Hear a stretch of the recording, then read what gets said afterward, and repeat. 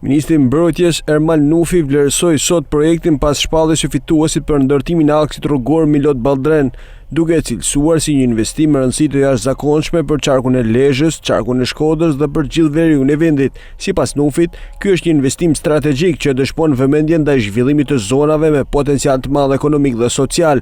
Po shohim konkretizimin e një vizioni që synon të lidhë më mirë komunitetet, të lehtësojë lëvizjen e qytetarëve dhe të krijojë mundësi të reja për zhvillim, shkruan ministri Nufi në reagimin e tij. Ai thekson se përmes investimeve të tilla po përmbyllen akse rrugore me rëndësi etike, të cilat u japin më shumë perspektive rajoneve të vendit, ndërsa e konsideron aksin Milot Ballldren jo thjesht një rrugë, por një korridor zhvillimi që do sjellë më shumë biznes, investime dhe mundësi për ekonominë lokale e kombëtare.